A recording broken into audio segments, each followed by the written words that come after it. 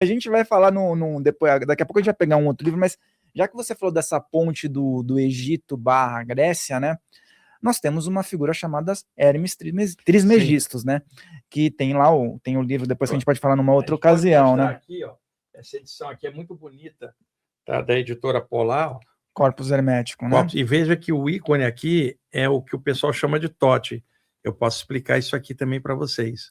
Esse livro é Isso, eu acho espetacular. que isso vai ser algo que é um divisor de águas. Você já falou várias vezes sobre isso, mas de fato, nessa figura do Hermes, existe diversas ramificações, interpretações e conclusões em relação a essa figura, né?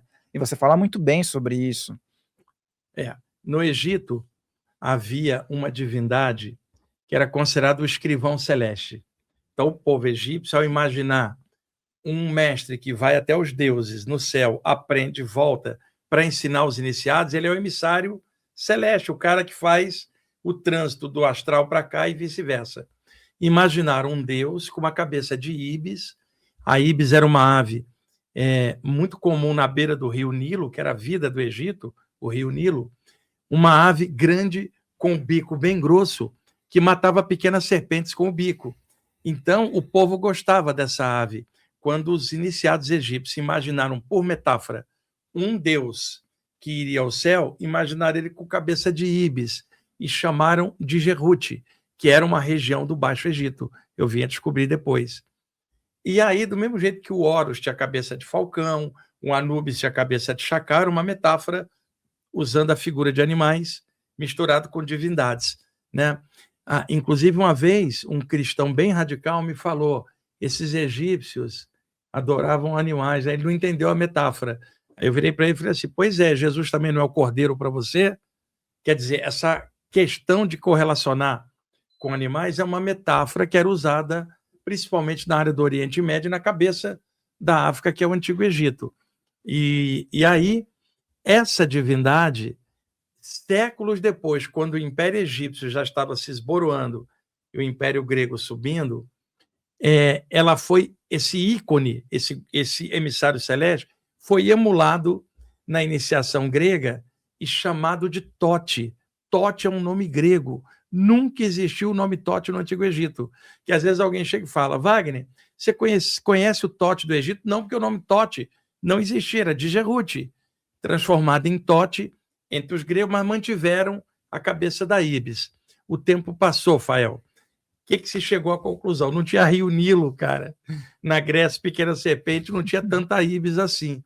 Então, os gregos tiraram a cabeça da íbis e botaram a cabeça humana, tipo assim, misturaram esse conceito com o deus Mercúrio e transformaram num híbrido com cabeça humana e chamaram de Hermes Trismegistro, o 3 vezes grande. Então, o Hermes Trismegistro, ele é, vamos dizer, a repaginação de um ícone egípcio que foi de Jeruti, Tote e agora Hermes. Da expressão Hermes, você tem a expressão hermético, guardado, fechado, esotérico. E daí a expressão hermetismo. E como tudo era iniciático, hermetismo é a doutrina daquilo que é secreto, aquilo que está hermeticamente fechado. A partir daí, grupos de ocultistas gregos, quando escreviam algo, assinavam Tote ou Hermes Trismegistro. A quantidade de escritos é tão grande que não tem como um cara só ter feito aquilo. Então, eles assinavam um codinome, Tote ou Hermes, vários deles. Era uma egrégora, não era um cara. Passou o tempo e, por volta do século XVI e XVII, remasterizaram a figura dele de novo e transformaram em alquimista na Europa. Você vê que é um ícone que foi sendo remasterizado. A essa altura, no imaginário popular, Hermes Trismegisto era um grande iniciado grego. Veja, isso que eu estou falando é história, as pessoas podem pesquisar, não é opinião, é fato histórico.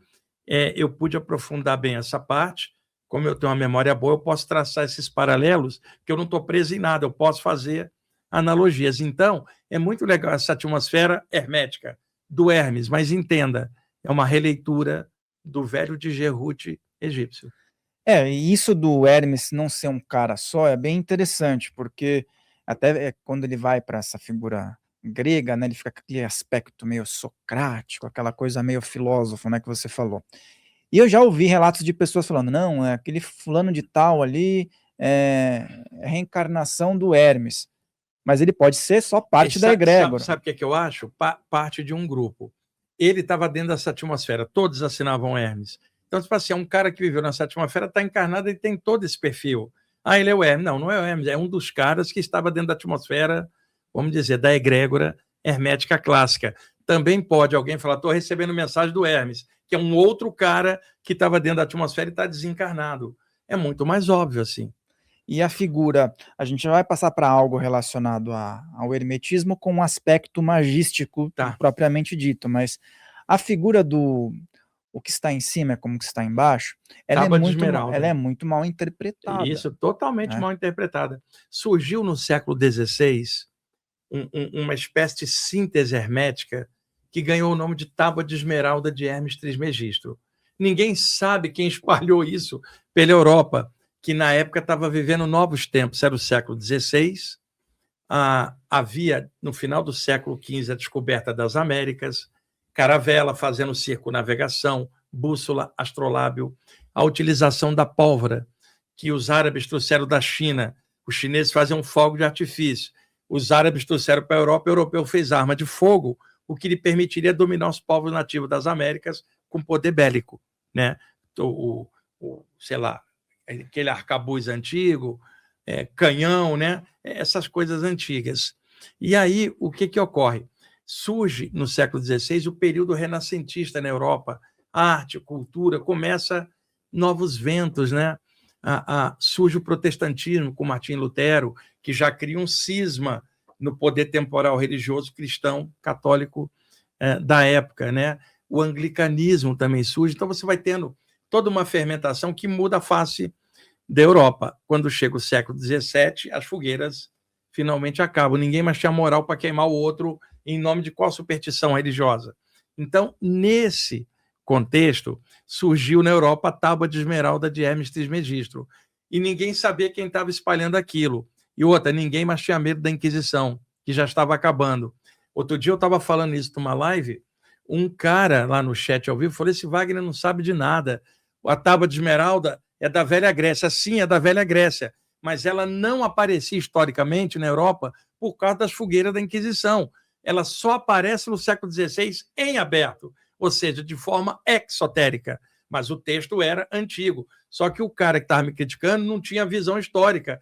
Vai você na Idade Média e mostra a Tábua de Esmeralda, vai ser queimado.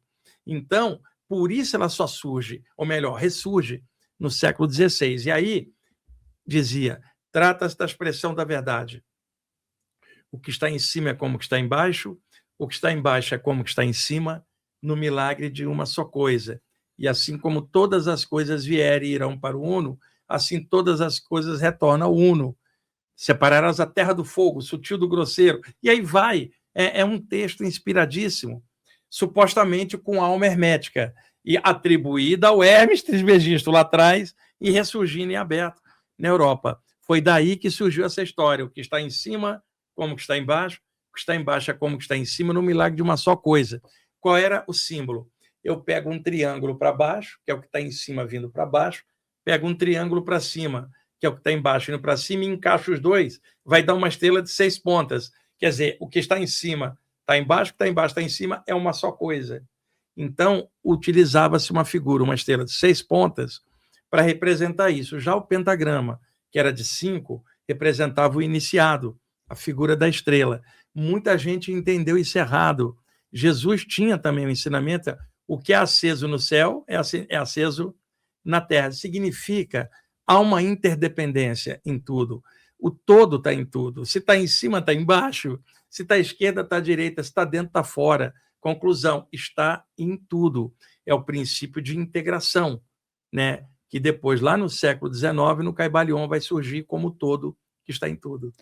E até no tarot tem a carta do mago, que representa isso, e o Bafomé, que na verdade é demonizado por muita gente. O Bafomé é um ídolo que foi demonizado pela Igreja Católica porque ocorreram 2 cruzadas, os cristãos invadindo o mundo árabe para tentar tomar posse do lugar onde Jesus tinha vivido.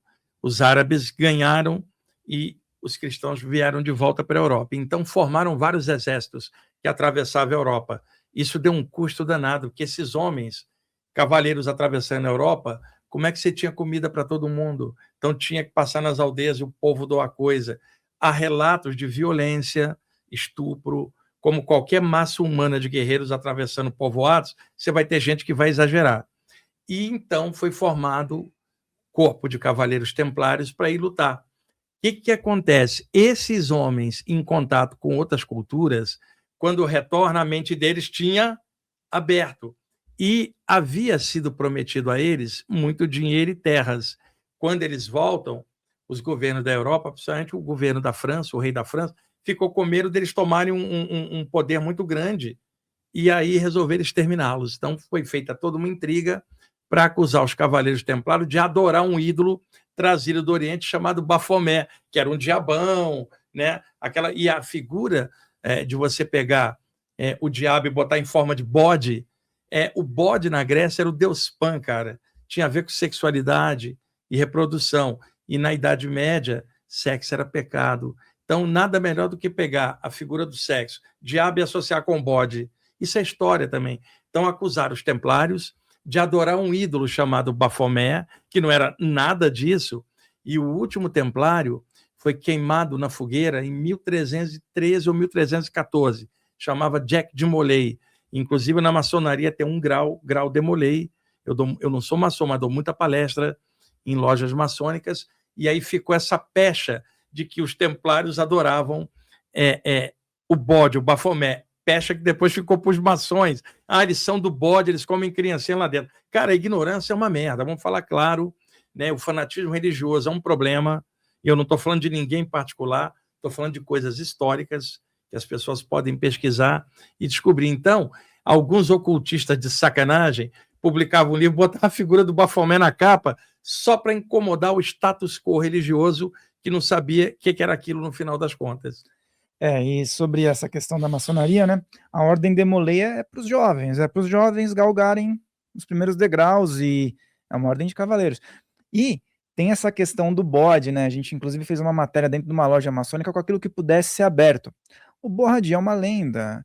Aquilo que você fala no ouvido do bode, ele nunca vai revelar.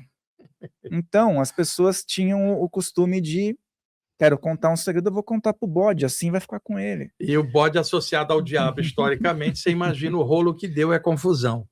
Aí vira o bode expiatório, né? Na verdade. Isso, a expressão bode expiatório também, que na verdade é quando você quer acusar alguém, fazer de bode expiatório, jogar toda a culpa ali. E você falou sobre esse livro, que inclusive é a capa do livro, né? A gente não sei se a gente não achou aqui. É um livro do Eliphas Levi. Ele põe na capa de sacanagem. Ele põe essa imagem. E quando eu tinha 17 anos, por incrível que pareça, um dos primeiros temas que eu me interessei foi o ocultismo. Lógico, eu tinha outras vertentes. E aí eu comprei esse livro e coloquei ele dentro do armário lá, né? Aí tive uma projeção e eu vi, como você comentou uma vez que tinha visto uma serpente protegendo um terreiro de Umbanda. Foi uma cobra jiboia que ficava no astral do centro como protetora, animal de poder. Eu vi essa serpente dentro do armário em cima do livro. Aí um amigo evangélico falou: tá vendo? É o diabo. Você guardou esse livro ali, você tá correndo risco. E na verdade é uma egrégora, né? É uma egrégora. E cobra, o que é válido na cultura, pode não ter valor nenhum. Cobra na Índia é Kundalini, cobra para o xamã é cura. Dragão para o cristão é o diabo, dragão para o chinês é o protetor do chi, o guardião. Então, tem que ter mente aberta e correlacionar.